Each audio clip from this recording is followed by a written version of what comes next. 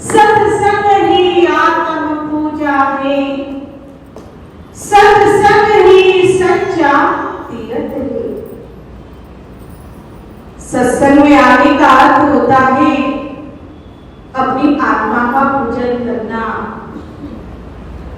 अपनी आत्मा का ध्यान करना, अपनी आत्मा का उद्धार करना। और जो अपनी आत्मा के उत्थान का विचार करता है कि उसका आत्म कल्याण कैसे हो, वह श्रेष्ठ मनुष्य है।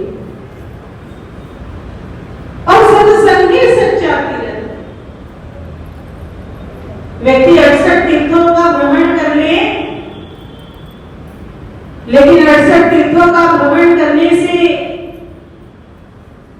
उसका कल्याण, उसको पुण्यों की प्राप्ति तो हो जाएगी, लेकिन सत्संग वह साधन है जाने से हमें सारे तीर्थों में जाने का पुण्य मिलता है। और जिस प्रकार त्रिवेणी में गोता लगाने से, त्रिवेणी में स्नान करने से हम पाप मुक्त हो जाते हैं, ऐसे सत्संग में आने से भी व्यक्ति क्या हो जाता है? पाप मुक्त हो जाता है। यह जो ज्ञान गंगा है, यह ज्ञान गंगा व्यक्ति को पाप मुक्त कर देती है। तो एक भजन होगा, आप सभी लोग भजन में साथ दें। प्रेम से बोलिए श्री सद्गुरुदेव महाराज की, सच्चिदानंद भगवान की, सभी महापुरुषों की जय। गाए जा गुरुदेव की महिमा, गाए जा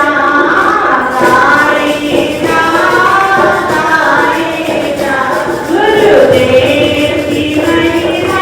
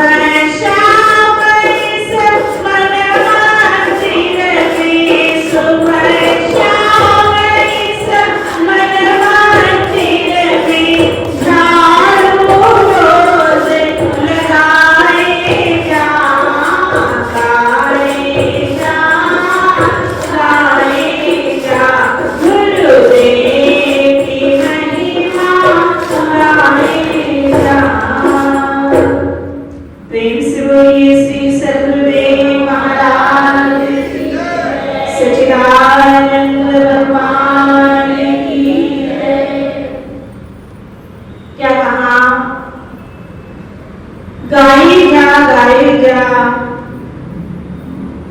गुरुदेव की महिमा गाए जा, और सुबह शाम इस मन मंदिर में झाड़ू रोज लगाए जा। भजन के द्वारा हमें समझाया है कि अपने मन मंदिर को निर्मल बनाए रखना चाहते हो तो सुबह शाम ईश्वर को याद करके उस परम सत्ता का हम स्मरण करके अपने हृदय को स्वच्छ रखें और जीवन के अंदर प्रभु के गुण गाए, राम जी के गुण गाए। आगे कहा कि यह जो संसार है, यह जिस प्रकार एक तमाशा होता है, ड्रामा होता है, उस ड्रामे के समान है। और जिसका रोल पूरा हो जाता है, जिस प्रकार अभिनय करते हैं लोग, नाटक करते हैं, तो जिसका अभिनय पूरा हो जाएगा वह नाटक से बाहर हो जाएगा। ऐसे ही यह संसार भी इस ड्रामे के समान है। जिसका अभिनय पूरा हो जाता है, जिसका पात्र पूरा हो जाता है, वही संसार से चला जाता है। लेकिन जब तक हम इस संसार के अंदर है, इस दुनिया के अंदर है, तब तक हमें अपने जीवन को अच्छे ढंग से जीना है। सच्चे सद्गुरु, सच्चे महापुरुष हमें जीने की कला सिखाते हैं, जीने का ढंग सिखाते हैं। और जो जीने की कला सीख जाते हैं, जीने का ढंग सीख जाते हैं, वह आनंद से अपने जीवन को व्यतीत करते हैं। लेकिन जो लोग महापुरुषों के द्वारा उस कला को नहीं सीखते, जीवन जीने की कला नहीं सीख पाते, वह जीवन में कैसे रहते हैं? अशांत रहते हैं, दुखी रहते हैं, बेचैन रहते हैं। जिस प्रकार हम किसी मार्ग से जा रहे हैं, गुजर रहे हैं, हो सकता है कि हम जंगल के मार्ग से गुजर रहे हो और उसी मार्ग पर पीछे से कोई सांप आए, हमारे पैर को डस ले, हमें डस ले और चला जाए, तो वह व्यक्ति क्या करता है? वह सांप के पीछे पीछे तो नहीं भागता, क्योंकि सांप तो डस करके वहां से चला जाएगा, एक स्थान पर तो रहेगा नहीं। तब हम ऐसा तो नहीं करते कि जिस सांप ने हमें डसा हम उसके पीछे पीछे जाए और उसे भी डसने लग जाए कि भाई तूने मुझे डसा तो मैं भी तुम्हें डसूंगा। ऐसा करते हैं? नहीं।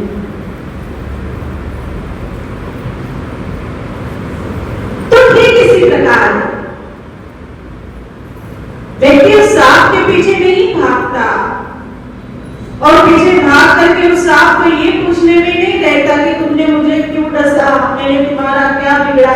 उस सांप के साथ लड़ाई नहीं करता, झगड़ा नहीं करता।